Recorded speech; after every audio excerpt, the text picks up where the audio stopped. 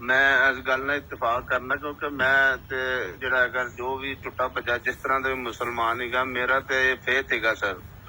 लेकिन ਉਹ ਸਰ ਕਹਿੰਦੇ ਨੇ ਕਿ ਇੱਕ ਤੁਹਾਡੀ ਕਿਤਾਬ ਹੈ ਕੁਰਾਨ ਪਾਕ ਜਿਹਨੂੰ ਕਹਿੰਦੇ ਹੋ ਕਿ ਤੁਸੀਂ ਜਿਹੜਾ ਹੈਗਾ ਨਾ ਤਾਂ ਕਿਆਮਤ ਤੇ ਇਹਨੂੰ ਤੁਸੀਂ ਜਿਹੜਾ ਹੈਗਾ ਨਾ ਫਾਲੋ ਕਰਨਾ ਤੇ ਤੁਸੀਂ ਇਹਦੇ ਫਾਲੋਅਰ ਹੈਗੇ ਜੀ। ਕਹਿੰਦੇ ਫਿਰ ਜਿਹੜੀ ਦੁਨੀਆ ਦੇ ਵਿੱਚ ਨੇ ਇਮਾਮ ਜਿੰਨੇ ਆਏ ਨੇ ਤੇ ਏਸ਼ੀਆ ਦੇ ਵਿੱਚ ਕੋਈ ਇਮਾਮ ਅਬੂ ਹਨੀਫਾ ਨੂੰ ਫਾਲੋ ਕਰ ਰਿਹਾ ਹੈ, ਕੋਈ ਉੱਥੇ ਅਹਿਮਦ ਬਿਨ ਜੰਬਲ ਨੂੰ ਕਰ ਰਿਹਾ ਹੈ, ਕੋਈ ਉੱਥੇ ਜਿਹੜਾ ਹੈਗਾ ਨਾ ਮਾਲਿਕ ਨੂੰ ਕਰ ਰਿਹਾ ਹੈ, ਕੋਈ ਕਿਸੇ ਨੂੰ ਕਰ ਰਿਹਾ ਤੇ ਕਹਿੰਦਾ ਉਹਨਾਂ ਨੂੰ ਕਿਹਨਾਂ ਨੇ ਇਖਤਿਆਰ ਦਿੱਤਾ ਉਹਦੀ ਇੰਟਰਪ੍ਰੀਟੇਸ਼ਨ ਕਰਨ ਦਾ ਜਾਂ ਉਹਦੀ ਜਿਹੜੀ ਹੈਗੀ ਨਾ ਵਜ਼ਾਹਤ ਕਰਨ ਦਾ ਤੇ ਉਹ ਫਾਲੋ ਕਰਨ ਦਾ ਉਹਨਾਂ ਨੂੰ ਕੀ ਇਖਤਿਆਰ ਹੈਗਾ ਸੀ।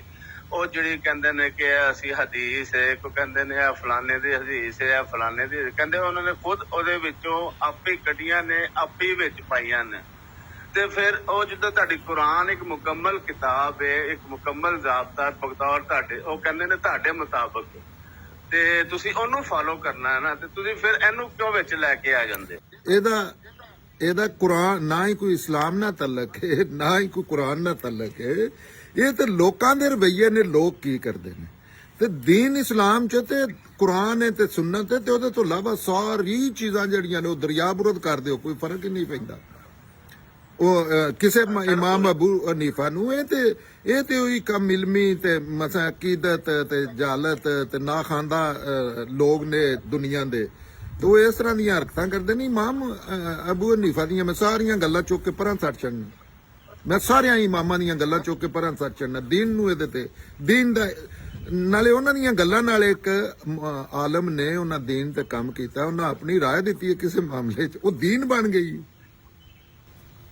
ਨਹੀਂ ਦੀਨ ਤੇ ਨਹੀਂ ਬਣੇਗੀ ਸਰ, ਲੇਕਿਨ ਜਿਹੜਾ ਹੈਗਾ ਨਾ ਇੱਥੇ ਜਿਹੜੇ ਫਾਲੋਅਰ ਦੀਨ ਤੇ ਉਹੀ ਹੈ ਜਿਹੜਾ ਅੱਲਾਹ ਦਾ ਹੁਕਮ ਹੈ, ਜਿਹੜਾ ਨਬੀ ਪਾਕ ਸੱਲਮ ਦਾ ਹੁਕਮ ਹੈ। ਨਹੀਂ ਦੀਨ ਤੇ ਸਿਰਫ ਉਹੀ ਹੈ ਨਹੀਂ ਦੀਨ।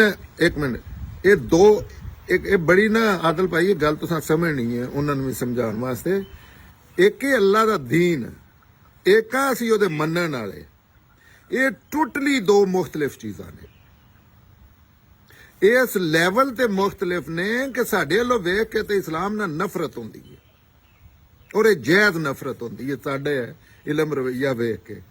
ਲਿਹਾਜ਼ਾ ਦੀਨ ਤੇ ਕੋਈ ਮਸਲਾ ਤੇ ਉਹ ਉਹਨਾਂ ਨਾਲ ਡਿਸਕਸ ਕਰਨਾ ਚਾਹੀਦਾ। ਇਨਸਾਨੀ ਰਵਈਏ ਜਿਹੜੇ ਨੇ ਉਹਨਾਂ ਮਜ਼ਾ ਇਮਾਮ ਅਬੂ ਹਨੀਫਾ ਰਹਿਮਤੁल्लाह ਅਲੈਹ ਉਹਨਾਂ ਨੇਕ ਨੀਤੀ ਨਾਲ ਇਮਾਮ ਮਾਲਕ ਸਾਰਿਆਂ ਨੇ ਕੰਮ ਕੀਤੇ ਨੇ, ਲੇਕਿਨ ਇਹ ਤੇ ਇਨਸਾਨੀ ਕਾਵਿਸ਼ਾਂ ਨੇ। ਇਹਦਾ ਕੋਈ ਬਿਲਕੁਲ ਹਦੀਸਾਂ ਨੇ ਪੂਰੀ ਇੱਕ ਹਦੀਸ ਨਾ ਹੋਵੇ ਦੀਨ ਤੇ ਕੋਈ ਫਰਕ ਨਹੀਂ ਪੈਂਦਾ, ਇੱਕ ਵੀ ਨਾ ਹੋਵੇ, ਇੱਕ ਇਮਾਮ ਵੀ ਨਾ ਹੋਵੇ ਦੀਨ ਤੇ ਕੋਈ ਫਰਕ ਨਹੀਂ ਪੈਂਦਾ, ਕਿਉਂਕਿ ਦੀਨ ਬਲਕਿ ਨੈਗੇਟਿਵ ਫਰਕ ਪਿਆ ਹੈ ਜਿਹੜੀ ਕਰੰਟ ਸੂਰਤ-ਏ-ਹਾਲ।